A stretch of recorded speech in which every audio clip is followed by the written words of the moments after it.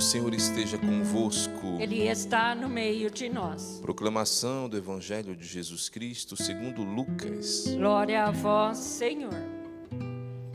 Nos dias de Herodes, o rei da Judéia, vivia um sacerdote chamado Zacarias, do grupo de Abia.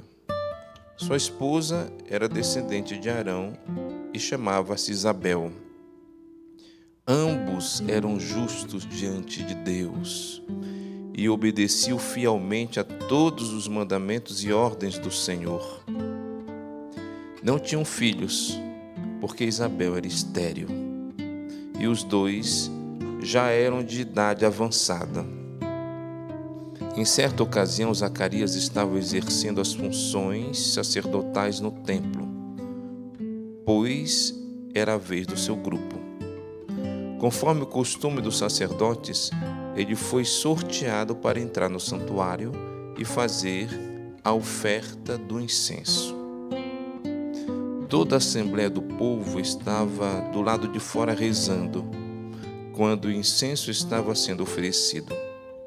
Então apareceu-lhe o anjo do Senhor, de pé, à direita do altar do incenso.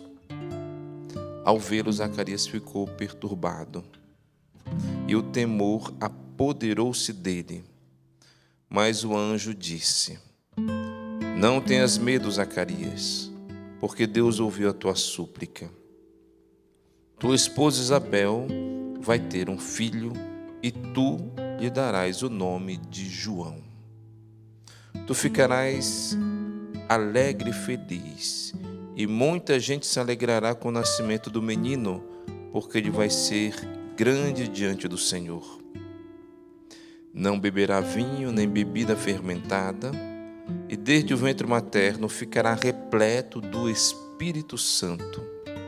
Ele conduzirá muitos do povo de Israel ao Senhor seu Deus, e há de caminhar à frente deles, com o espírito e o poder de Elias, a fim de converter os corações dos pais aos filhos e os rebeldes à sabedoria dos justos, preparando para o Senhor um povo bem disposto. Então Zacarias perguntou ao anjo: Como terei certeza disto? Sou velho e minha mulher é de idade avançada. O anjo respondeu: Eu sou Gabriel. Estou sempre na presença de Deus e fui enviado para dar-te esta notícia.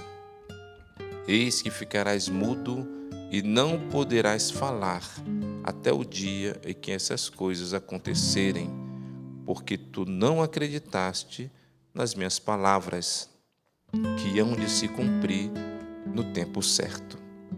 O povo estava esperando Zacarias e admirava-se com a sua demora no santuário.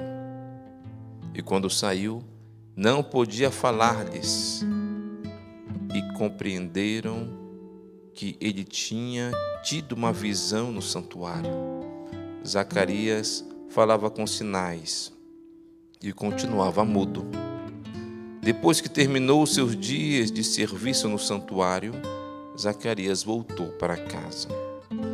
Algum tempo depois, sua esposa Isabel ficou grávida e escondeu-se durante 5 meses. Ela dizia: Eis que o Senhor fez por mim nos dias em que ele se dignou tirar-me da humilhação pública. Palavra da salvação. Glória a vós, Senhor.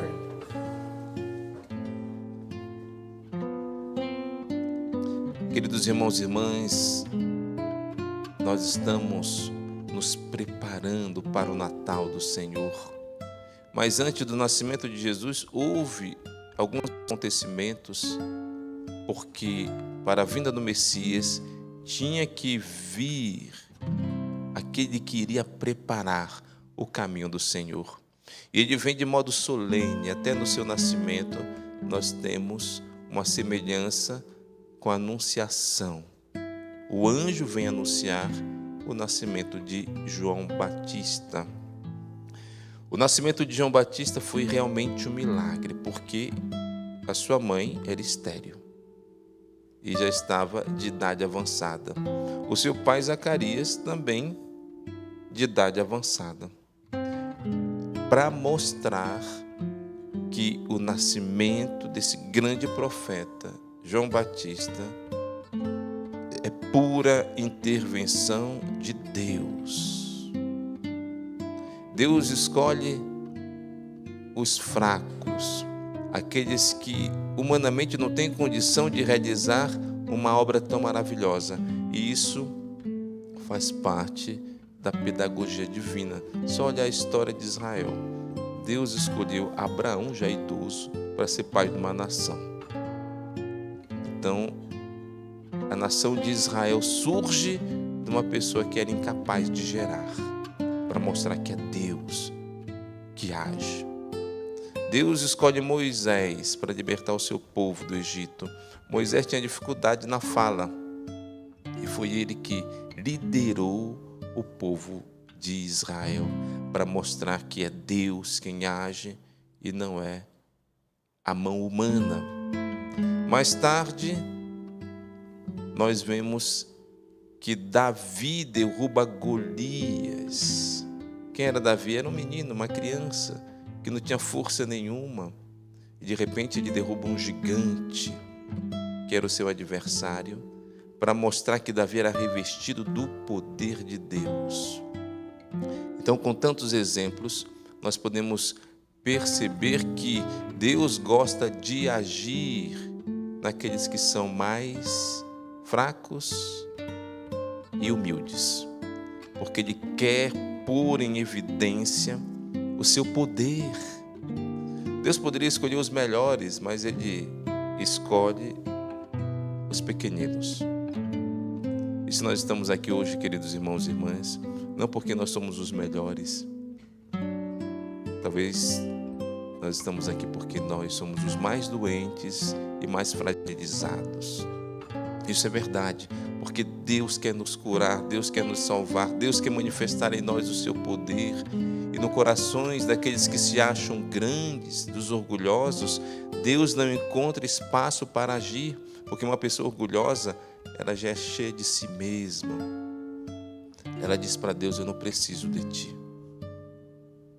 Mas quando Deus encontra um coração humilde, mesmo numa pessoa que não tem tantos talentos assim, Deus vem com poder e age. E foi isso que aconteceu na vida de Zacarias e Isabel. Isabel estéril, incapaz, humanamente falando, de gerar.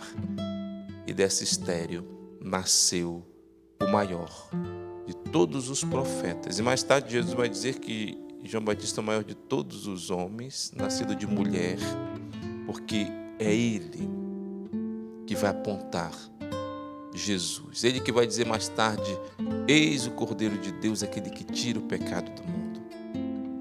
Então, queridos irmãos e irmãs, não nos desanimemos quando nós experimentamos as nossas fraquezas, as nossas tentações, as nossas inclinações. Eu não estou falando do pecado, estou falando dessa tendência que muitas das vezes nos perturba, e que nós possamos dizer como São Paulo, o grande São Paulo, ele reclamou um dia de sua fraqueza humana. Ele falava que ele tinha um espinho na carne.